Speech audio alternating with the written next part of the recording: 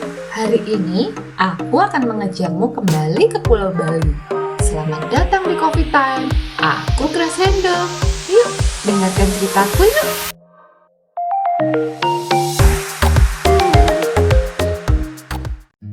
Dan saya kembali lagi dengan segelas kopi hangat kawanku.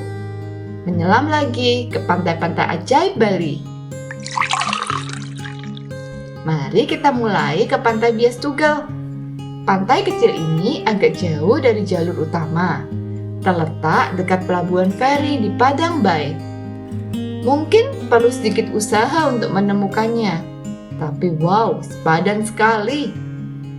Dengan pasir putih yang halus, air yang jernih, dan suasana yang tenang, Bias Tugel adalah tempat yang sempurna untuk bersantai dan melarikan diri dari dunia.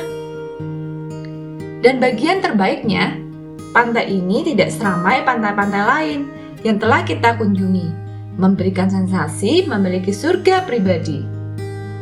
Sekarang, untuk para pencinta matahari terbenam, mari kita menuju ke Pantai Jimbaran. Ada sesuatu yang ajaib tentang tempat ini. Mungkin cahaya emas matahari terbenam yang memantul di air yang tenang. Atau mungkin siluet kapal-kapal nelayan melawan langit yang membara. Apapun itu, matahari terbenam di Jimbaran adalah pemandangan yang tak boleh kita lewatkan. Dan makanannya, biar aku ceritakan tentang makanan laut di sini. Pantai ini dipenuhi dengan lilin-lilin di atas meja, di mana kita bisa makan dengan kaki kita langsung menyentuh pasir. Makanan laut segar disiapkan tepat di depan kita, di bawah langit yang penuh bintang. Tidak ada yang lebih romantis dari itu. Candlelight dinner dengan orang yang kita cintai, kawan. Baiklah, apakah kamu siap untuk menjelajahi lebih jauh? Mari kita kunjungi Pantai Suluban yang mempesona, juga dikenal sebagai Blue Point Beach. Permata tersembunyi ini terletak di bawah formasi batu dan hanya dapat diakses saat air surut melalui gua batu kapur yang sempit. Setelah keluar dari gua itu, kamu disambut dengan pemandangan yang mengagumkan. Dikelilingi oleh tebing-tebing yang kasar, pantai kecil ini menawarkan air yang biru toska, kolam batu, dan perasaan yang membangkitkan jiwa petualang di dalam kita semua. Dan bagi para peselancar, ombak di sini adalah salah satu yang terbaik di Bali. Akhirnya, mari kita ke Pantai Lovina. Terletak di pantai utara, Pantai Lovina sangat berbeda dengan pantai-pantai selatan yang sibuk. Pantai Lovina terkenal dengan pasir hitam vulkanik dan laut yang tenang. Tapi pesonanya yang sebenarnya adalah lumba-lumba. Ya, kamu tak salah dengar. Lumba-lumba. Kita bisa naik perahu di pagi hari dan melihat lumba-lumba yang bermain melompat masuk dan keluar dari air. Sebuah pengalaman melihat matahari terbit yang tak terlupakan. Nah, dari Lovina, mari kita lakukan perjalanan ke Candi Dasa yang cantik, terletak di bagian timur laut. Pantai ini adalah lambang kedamaian dan ketenangan. Pantainya dengan pasir hitam dan air yang jernih adalah pemandangan yang indah untuk dilihat. Hanya dengan berkendara sebentar, ada pasir putih yang terpencil, juga dikenal sebagai Virgin Beach. Tempat yang agak tersembunyi ini terletak di antara dua tebing, dan ini adalah juga surga tersembunyi.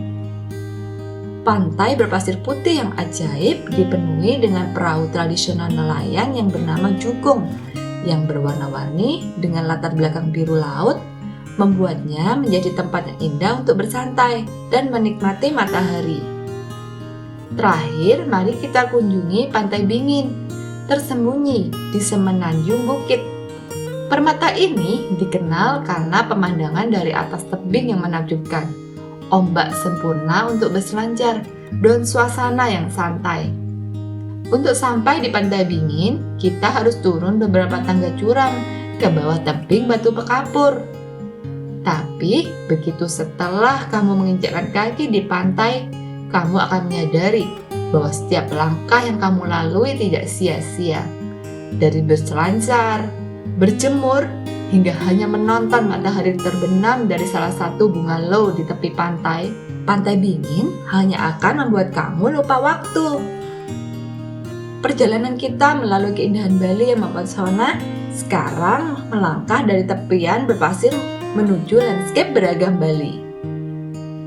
Pertama-tama, mari kita berkelana ke dalam jantung Bali yang hijau dan subur, yaitu Ubud, terletak di antara teras-teras padi hijau dan hutan tropis yang lebat.